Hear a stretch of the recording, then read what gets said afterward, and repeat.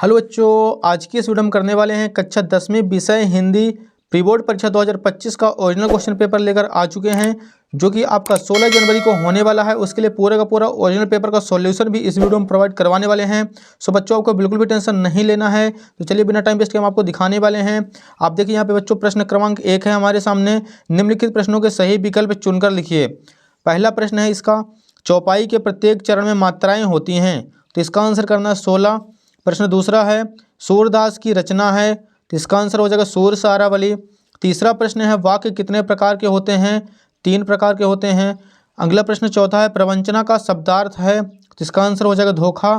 प्रश्न पांचवा है, महाभोज के रचनाकार हैं, तो इसका आंसर हो जाएगा मन्नू भंडारी। छठवां प्रश्न है, भगत जी गाते समय बजाते थे, तो इसका आंसर हो जाएगा खंजड़ी। तो यहाँ पे अपना पहला प्रश्न कंप्लीट हो चुका है एंड आपको इसके स्क्रीनशॉट ले लेना है। अगला प्रश्न देखिए डियर, दूसरा क्वेश्चन है हमारे सामने, रिक्त स्थानों की पूर्ति कीजिए। पहला प्रश्न है हमारे सामने, ड्राइवर कम गाइड का नाम डैश था, तो इसका आंसर करना है जितेन नार्गे। प्रश्न दूसरा है, माता पिता में द्वंद्व समास है। तीसरा प्रश्न है, भारत का स्विट्जरलैंड डैश को कहा जाता है, तो इसका आंसर हो जाएगा कटाओ। चौथा प्रश्न है, श्रृंगार रस का स्थायी भाव डैश है, तो इसका आंसर करना है डियर हमें रति। प्रश्न पांचवा है, जिस शब्द के एक से अधिक अर्थ निकलें कहलाता है, तो इसका आंसर हो जाएगा अनेकार्थी। लास्ट प्रश्न छठवां है, नेताजी की मूर्ति डैश से बनी थी, तो इसका आंसर हो जाएगा संगमरमर। तो यहाँ पे अपना दूसरा प्रश्न भी कंप्लीट हो चुका है एंड आपको इसका भी स्क्रीनशॉट ले लेना है। अगला प्रश्न देखिए, नेक्स्ट तीसरा क्वेश्चन है, प्रश्न क्रमांक 3 है, उचित मिलान कीजिए। मतलब सही जोड़ी यहाँ पे दी गई है। एक साइड आ है, दूसरे साइड वाह है। पहला प्रश्न है, उत्साह के कवि सूर्यकांत त्रिपाठी निराला हैं। दूसरा है, कामायनी महाकाव्य है। मधुकर, तो इसका आंसर करना में भौरा। योग का संदेश, तो इसका आंसर हो जाएगा उद्धव। पांचवा प्रश्न है, मन्नू भंडारी की रुचि साहित्य में पैदा हुई, तो इसका आंसर हो जाएगा शीला अग्रवाल। छठवां प्रश्न है, बाल गोविंद भगत, तो इसका आंसर करना है कबीरपंथी। तो यहाँ पे अपना प्रश्न 3 भी कंप्लीट हो चुका है। अगला प्रश्न देखिए, प्रश्न क्रमांक 4 है, एक वाक्य शब्द में उत्तर लिखिए।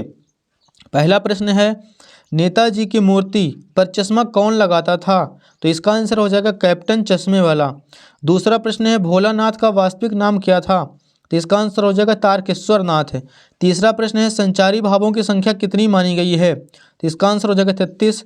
शिव धनुष किसने तोड़ा था, तो भगवान श्री राम ने।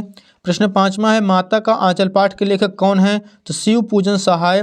छठवां प्रश्न है, शब्द शक्ति कितने प्रकार की होती है, तो इसका आंसर करना है 3 प्रकार की होती है, अभिधा, लक्षणा और व्यंजना। तो अपना यहाँ पे चौथा क्वेश्चन भी कंप्लीट हो चुका है एंड इसका भी आपको स्क्रीनशॉट ले लेना है। अगला प्रश्न देखिए डियर, पांचवा प्रश्न हमारे सामने है, निम्न वाक्यों में सत्य असत्य छांटिए। पहला प्रश्न है, दोहा एक वर्णिक छंद है, तो इसका आंसर हो जाएगा असत्य, क्योंकि जो दोहा है एक मात्रिक छंद है। दूसरा प्रश्न है, आत्मकथा के कवि जैनेन्द्र कुमार हैं, तो ये हो जाएगा असत्य। तीसरा प्रश्न है, परशुराम ने सहस्त्रबाहु की भुजाएं काटी थी, ये हो जाएगा सत्य। चौथा प्रश्न है, फाल्गुन माह में बसंत ऋतु आती है, ये भी हो जाएगा सत्य। पांचवा प्रश्न है, राहुल तेजी से दौड़ता है में तेजी क्रिया विशेषण है, ये भी हो जाएगा सत्य।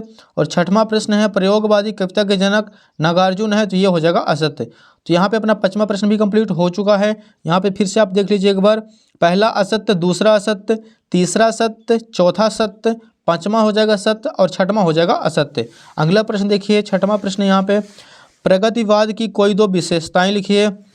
प्रश्न क्रमांक 7 है, प्रसाद जी की आत्मकथा लिखने से क्यों बचना चाहते हैं। प्रश्न 8 है, लेखिका के पिता ने रसोई को भटियार खाना क्यों कहा है। प्रश्न 9 है, नागार्जुन अथवा जयशंकर प्रसाद की काव्यगत विशेषताएं निम्न बिंदुओं के आधार पर लिखिए। अगला प्रश्न देखिए, प्रश्न 11 है हमारे सामने। 10वां प्रश्न देखिए पहले, महाकाव्य की कोई 2 विशेषताएं लिखिए। प्रश्न 11 है, गंतोक को मेहनत कश बादशाहों का शहर क्यों कहा जाता है। प्रश्न 12 है, संधि समास में अंतर लिखिए। आप इसका अथवा भी कर सकते हैं, मुहावरे व लोकोक्ति में अंतर लिखिए। प्रश्न 13 है, अतिसंयोक्ति अलंकार की परिभाषा उदाहरण सहित लिखिए। प्रश्न 14 है, लक्ष्मण जी के अनुसार वीर योद्धा की कोई 2 विशेषताएं बताइए। प्रश्न क्रमांक 15 है, यशपाल अथवा मन्नू भंडारी का साहित्यिक परिचय निम्न बिंदुओं के आधार पर दीजिए। पहला प्रश्न हो जाएगा 2 रचनाएं, दूसरा हो जाएगा साहित्य में स्थान। प्रश्न 16 देखिए, निम्नलिखित वाक्यांशों के लिए एक शब्द में उत्तर दीजिए। प्रश्न 17 देखिए, जीवनी की परिभाषा एवं एक जीवनी लेखक का नाम लिखिए। प्रश्न क्रमांक 18 है, निम्नलिखित काव्यांश का संदर्भ प्रसंग सहित भावार्थ लिखिए। प्रश्न 19 देखिए, निम्नलिखित गद्यांश अवतरण की संदर्भ प्रसंग व्याख्या कीजिए। तो यहाँ पे हमें संदर्भ प्रसंग और व्याख्या लिखनी है।